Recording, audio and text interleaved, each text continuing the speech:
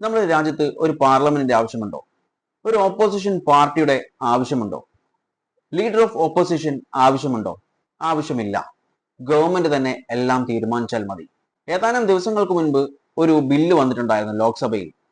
MG നരേഗയെ മാറ്റി VBG Ramji bill എന്ന് പറഞ്ഞിട്ട്, അതായത് Viksit Bharat guarantee four Rozgar and Ajeevika mission എന്ന് പറഞ്ഞിട്ട് ഈ ഒരു ബില്ല് ഇന്നലെ ലോക്സഭയിൽ പാസാക്കി.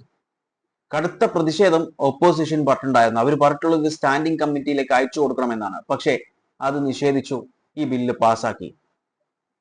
ഉടൻ തന്നെ അത് രാജ്യസഭയിലേക്ക്, അതായത് ആ വ്യാഴാഴ്ച തന്നെ വൈകുന്നേരം ആകുമ്പോഴേക്കും രാജ്യസഭയിൽ എത്തിച്ചു. തിടുക്കത്തിൽ രാജ്യസഭ അത് ടേബിളിൽ വെക്കുമ്പോൾ ഓപ്പോസിഷൻ വീണ്ടും പറഞ്ഞു ഇത് ഇപ്പൊ എടുക്കാൻ പാടില്ല, സ്റ്റാൻഡിംഗ് കമ്മിറ്റിയിലേക്ക് അയക്കണം.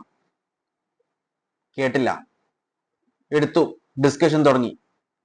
രാത്രി, അതായത് വ്യാഴാഴ്ച രാത്രി 11 മണി കഴിയുമ്പോൾ അത് പാസാക്കി. ഇവിടെ എന്തിനാണ് ഓപ്പോസിഷൻ? ഇതിൽ പല പ്രശ്നങ്ങളും ഓപ്പോസിഷൻ ലീഡർ ആയിട്ടുള്ള രാഹുൽ ഗാന്ധി ചൂണ്ടിക്കാണിച്ചിട്ടുണ്ട്. അതിൽ ഏറ്റവും പ്രധാനമായിട്ട് അദ്ദേഹം പറഞ്ഞിട്ടുള്ളത്